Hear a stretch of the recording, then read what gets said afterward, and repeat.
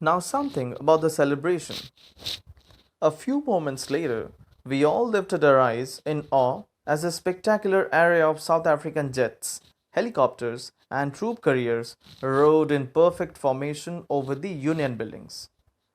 That means it was a showcase of the South African jets, helicopters, and troop carriers in a colorful way.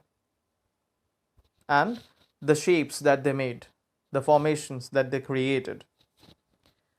It was not only a display of pinpoint precision and military force, but a demonstration of the military's loyalty to democracy, to a new government that had been freely and fairly elected. Only moments before, the highest generals of the South African Defence Force and police, their chests bedecked with ribbons and medals from days gone by, saluted me and pledged their loyalty.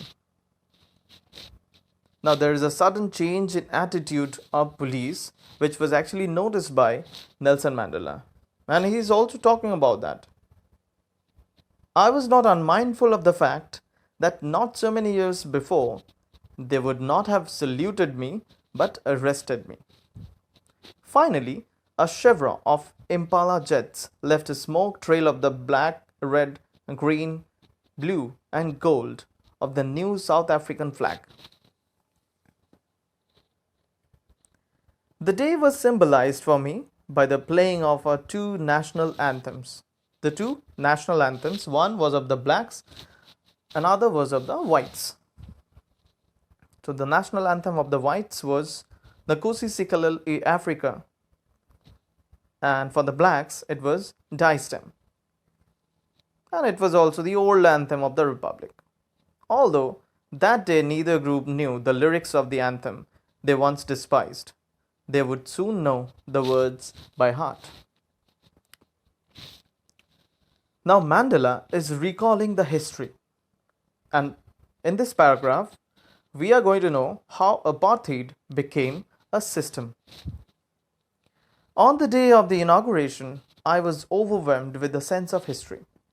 In the first decade of the 20th century, a few years after the bitter Anglo-Boer War, and before my own birth, the white-skinned peoples of South Africa patched up their differences and erected a system of racial domination against the dark-skinned peoples of their own land. That means after the Anglo-Boer War, the whites started dominating the blacks, and then finally the system was established. Which system? The system of apartheid. The structure they created formed the basis of one of the harshest, most inhumane societies the world has ever known. Now, in the last decade of the 20th century and my own 8th decade as a man, that system had been overturned forever. Which system? The system of apartheid again. And replaced by one that recognized the rights and freedoms of all peoples, regardless of the color of their skin. That day had come about through the unimaginable sacrifices of thousands of my people, people whose suffering and courage can never be counted or repaid. He is remembering those martyrs, those freedom fighters for whom South Africa has gained freedom. I felt that day, as I have on so many other days, that I was simply the sum of all those African patriots who had gone before me. So he is the sum of all those African patriots who have sacrificed their lives for the sake of freedom. That long and noble line ended and now began again with me. I was pained that I was not able to thank them, and that they were not able to see what their sacrifices had wrought. A question for you: why was Nelson Mandela pained? The answer is he was pained that because he was not able to thank those African patriots who helped in gaining freedom. Now he is going to talk about those international leaders who have helped the blacks to gain freedom and to make South Africa a democratic and non racial government. The policy of apartheid created a deep and lasting wound in my country and my people. All of us will spend many years, if not generations, recovering from that profound hurt. So it was a deep hurt. It created a deep impact on the people of South Africa. But the decades of oppression and brutality had another unintended effect, and that was that it produced the Oliver Tambo's, the Walter Sisulu's. These are the international leaders who helped the South Africans. Oliver Tambo's, Walter Sisulu's, Chief Lithulis, the Yusuf Dadus, the Bram Fishers, the Robert Sobukes of our time. Men of such extraordinary courage and wisdom and generosity that their like may never be known again. Perhaps it requires such depths of oppression to create such heights of character. Now he is talking about the richness of South Africa, and the richness of South Africa, according to him, my country is rich in the minerals and gems that lie beneath its soil.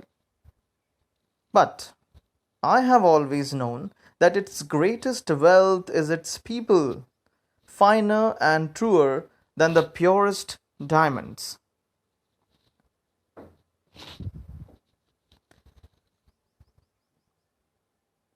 In the next paragraph, we are going to have his concept of courage. So we will know what courage means, what he meant by courage. It is from these comrades in the struggle that I learned the meaning of courage. Time and again, I have seen men and women risk and give their lives for an idea. I have seen men stand up to attacks and torture without breaking, showing a strength and resilience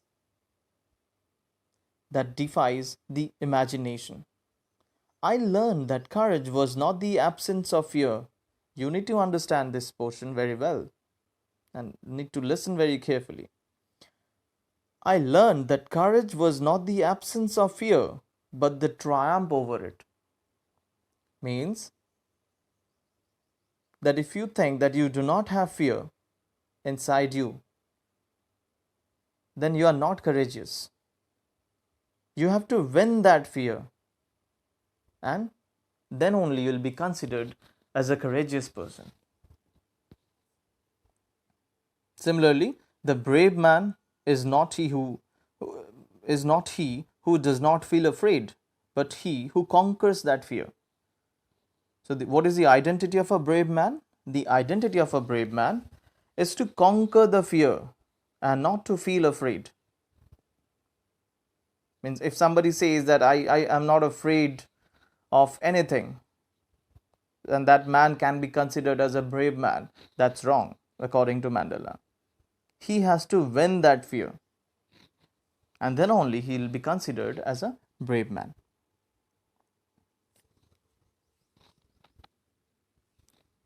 Now he is talking about his idea of hatred.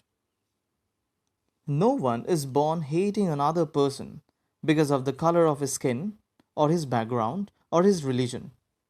People must learn to hate, and if they can learn to hate, they can be taught to love, for love comes more naturally to the human heart than its opposite. To simplify, it can be said that no one teaches us how to love others from our childhood. We learn it. Rather, we acquire this quality. But he is talking about learning how to hate, because when we learn to hate, we realize the meaning of and the value of love. Even in the grimmest times in prison, when my comrades and I were pushed to our limits, I would see a glimmer of humanity in one of the guards. Perhaps just for a second, but it was enough to reassure me and keep me going. And then now comes another important line spoken by Nelson Mandela. Man's goodness is a flame that can be hidden but never extinguished.